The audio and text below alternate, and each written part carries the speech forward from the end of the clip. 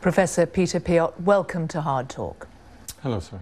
How do we get this disease, Ebola, under control? Well, first of all, we've had 25 outbreaks before this one, and each of them have been brought under control because we were much faster in terms of the response. Secondly, they occurred in rural areas or in small towns, but never before has it happened in entire nations, 3 countries, capitals and so on. So I'm afraid that the classic control measures, and that means isolating people, giving them some treatment, and then putting the contacts in quarantine may no longer work, and we need really a massive response. A massive response on what sort of lines? Well, first of all, we know what works in terms of preventing transmission in the hospital. Let's not forget that well over 200 nurses and doctors have already died. They're the first line together with the family members. So, but that, thanks among other things to the work of Doctors Without Borders, we know how to do. We need just to more of it, and that assistance is starting to come. Mm-hmm. At the moment, as things stand, what's the scenario as it plays out? Because there are suggestions. I mean, the American Center for Disease Control and Prevention talks about 1.4 million cases by January. Is that something that you imagine could be possible? It's possible, but it's not very credible at the moment. What we know is that, as you said in the introduction, that in a month's time we'll probably have like 20,000 cases. It's like the weather forecast in January. It's hard to say what weather it will be on the 14th of January, but we can say with certainty really that at the current pace of transmission, because the epidemic is spreading every single week, there are more cases than the week before. So it's still expanding, and that will probably continue for a month or two until the control measures that are being put in place now will have some impact. Okay, well, let's just talk about what it does to somebody who gets it. If you get Ebola, what does it feel like? How do you first know? Well, first of all, in the beginning, you don't feel anything. So let's say I take care of you, you have Ebola, and it's only people who are symptomatic, who are ill, who are infectious. For about a week, and it can go on until 21 days after contact with someone who is infected, you're not infectious and you feel fine. And then suddenly fever starts, you have a headache, maybe a sore throat, you start coughing, then diarrhea starts. Very, very banal things, that could be the flu, can be food poisoning, malaria. In West Africa, there are far more people who are killed by malaria than by Ebola. So that's one of the big problems, that we have to make sure that we detect every single person with Ebola infection among all those who have fever, because those with Ebola have to be isolated and are very dangerous for it. But then the others, we shouldn't expose them to others and put them together. And at its worst, basically your whole body just breaks down. Then, every organ is being attacked by the virus, and you start vomiting. A minority, but a serious minority of patients start bleeding out of all orifices. I remember having drawn blood myself from patients, and in one case, just after you draw blood, you pull the needle back and there's no bleeding, but here it didn't stop bleeding. And these people nearly always die. But in many cases, with some intravenous or other fluids, you can get people over that critical phase. And so you can decrease mortality from what is now is about 70% to about 50, 60%, still horrendous. So at the moment it is 70% of people who get Ebola will die? On the average, yes, in all 3 countries, yes. Okay, now you were the first person ever to look at this under a microscope, weren't you?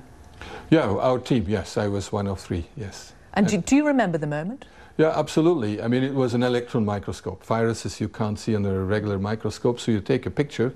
And I still remember that we thought maybe these are artifacts. It's not real virus. We expected yellow fever virus, which is round and so on. And then suddenly we saw this kind of filaments, worm-like structure, and we didn't know. We had never seen that before. And then in these days we had to go and look in an atlas in the library. There was no Google and whatever. And there was only one known virus that looked like it. It was called Marburg virus. after the town in Germany where there was an epidemic among polio vaccine workers. And it turned out that it was what's now called Ebola, and a new virus. But that's partly because you came up with the name. So you were looking at what you described it as a gigantic worm-like structure, yes. which, as you say, for viruses is just not typical. No, it's not typical. You know, normally viruses you can't see under a normal microscope, and this virus is several times bigger than any other virus. And we should explain where you were at the time in the Institute of Tropical Medicine in Antwerp, in Belgium. This is 1976. And you'd been sent this blood in what? I think you described it as a blue thermos flask. Yes. Just a package arrived. Yes, it was a shiny blue, like Chinese thermos, came by commercial air, by Sabina, from Kinshasa. A pilot dropped it, you know, in our lab, and with a small, you know, note from the treating doctor in Kinshasa. One of the vials had actually broken in the thermos. Yeah, I mean, this would probably be even illegal. I mean, we were very lucky that nothing happened, because we were not one of those high security labs. You know, there are very few in this country. There's only Portendown. But we isolated the virus, we protected ourselves, but not as we know what happened. Given what you know now about it, because at the time, presumably, you're just dealing with somebody's blood, you have no idea, and it's the blood that is infectious. You have no idea that what this could do to you or could have done to you. No, of course not, because otherwise we wouldn't have, I think, even opened the thermos. But we, you know, we were wearing gloves, had a mask, glasses, but that's minimum, really minimum. And also when I went in afterwards to what was then called Zaire, to what's now the Congo, and to the epidemic zone, we approached patients and with minimal protection. But, you know, you can protect yourself from viral infections by covering your mouth and nose and your hands and your eyes. But the problem was that we had absolutely no clue how this virus was transmitted. Is it mosquitoes? Is it water? Food? Sex? You know, airborne? I mean, the classic ways that viruses are transmitted. And that was one of our first jobs when we came there with an international team, with our Congolese colleagues, and is finding out how is this thing transmitted. And fortunately, really fortunately, we found within 3 days that you needed close contact or having had injections with contaminated needles and syringes. Okay, now and in that outbreak, 300 died. What we're talking Yes. about now, as you say, is just of such a different magnitude. When you're talking about the scale of what's needed, I mean, you've talked about a quasi-military response that's required. And the United States has sent troops to Liberia. Britain is sending a number of military and civilian personnel to Sierra Leone. But is it on a scale that you think is required? I think we're getting there. Already in June I got very worried because I saw that Conakry, Freetown and Monrovia, the three capitals of the countries affected, were seeing cases. I could see there was no progress, expanding epidemic, and I said we need a state of emergency, we need a quasi-military operation. By that I don't mean armed forces, but only the military, and then organizations like World Food Programme and the High Commission for Refugees, they can establish field hospitals and organize the logistics in no time. And but it took until August before a state of emergency, public health emergency, was declared. So, but now the promises are made, the commitments, and now it's a matter of rolling that out, and I think that will make a difference. But okay, it takes time. Good enough though, because Médecins Sans Frontières says that the global response has been lethally inadequate. That is true up to now, but let's see. You know, if all the promises are being implemented, and that's going to take probably 5 to 6 weeks, then it's going to make a difference. But up to now, it's been woefully inadequate, that's for sure. And, you know, the US and the UK are, you know, sending people money, Cuba, China, but there are many other countries, particularly in Europe, who could do much more. I mean, what are we talking about? We're talking about field hospitals, what, with hundreds and hundreds of beds to basically look after people and contain the disease? Yeah, absolutely. At the moment, the hospitals have to turn away people. And so people are dying in the streets, just at the entrance of hospitals. So we need more beds. That's the first priority. But then secondly, also, we need centers where people who have fever, but it may be something else, and it's likely something else, can be diagnosed, maybe it's malaria. You know, we need also logistics to provide food. Let's not forget that normal life has come to a standstill in these 3 countries. That's what is happening. I can't help wondering if actually we're all just clutching at something, because as you say, you can't use the example of previous outbreaks because they were on a different scale. I mean, do we know what is needed here? Do we know if you set up even hundreds of field hospitals whether it's going to be enough to contain this? Well, first of all, we know from, let's say, modeling, scenario building, that you need to have at least 70% of all patients with Ebola. You should isolate them. That will have an impact because they will infect fewer people. That's the key issue. But what we're struggling with is how to interrupt transmission in the community. And when did this happen? One, in the families, when they care for their parents. Secondly, during funerals. Making funerals safe when the whole family is touching a body, and someone with Ebola is highly infectious just after death. And that's when many people are infected. Not only traditional funerals, but also some evangelical churches are bringing in patients. And then with healing and with, you know, touching, they think that they can make a difference. And you are talking about changing the way people live their lives here. Yes, indeed. And that's why international support can make a huge difference in terms of treatment, care, the logistics, but in terms of you know, behavior change, safe funerals, not touching bodies, and so on. That has to come from local people, definitely. But you're talking about, I mean, you say, what, 70% of those who might have it? Yes. Can you seriously consider that, and that's only to make a dent, that is possible in a country?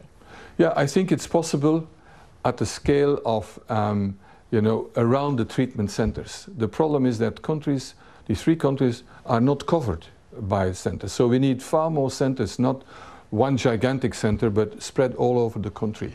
And then, in addition, we need this community mobilization. We need to bring together all the contacts, because treatment alone is not going to make it. It's not realistic. And on treatment, there has been this possibility of this drug, of which there's a great deal of hope. How hopeful? I mean, the one that's Zedmap, which has been, what, 100% effective in monkeys. How hopeful are you that it could provide a treatment? There are several therapies that we're very hopeful about. Zedmap is one of them. There are others.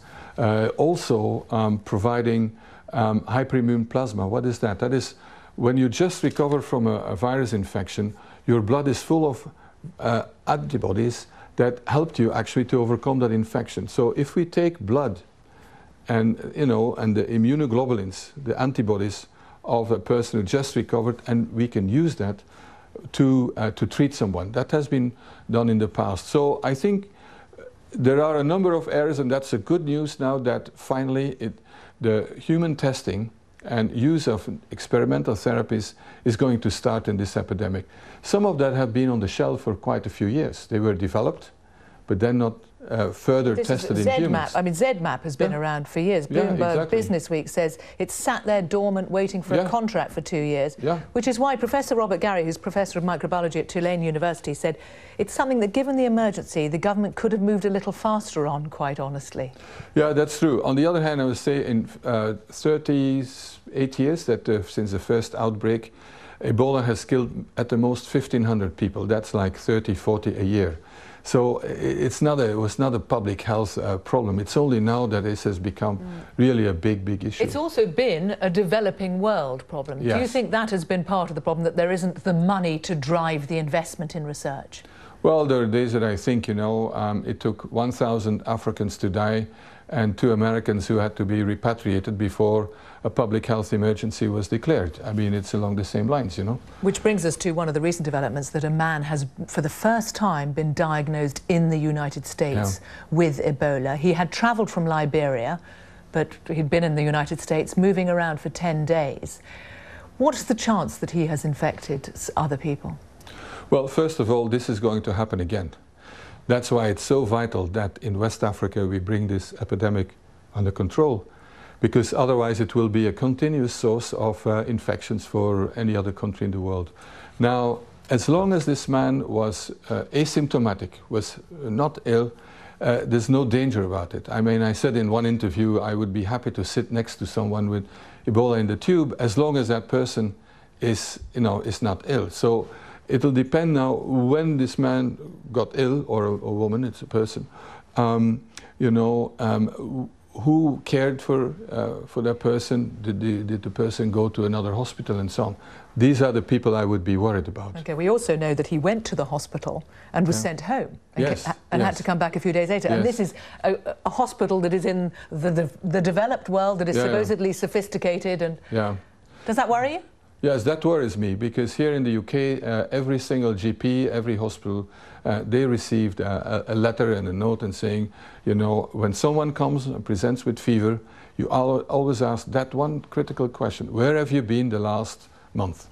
If the answer is West Africa, then, a whole chain of diagnostic events is to be, launched. And that didn't happen, that's worrisome. Okay, but you'll know that in the States, you say I would have sit next to somebody, an Ebola sufferer on the London Underground. Yeah.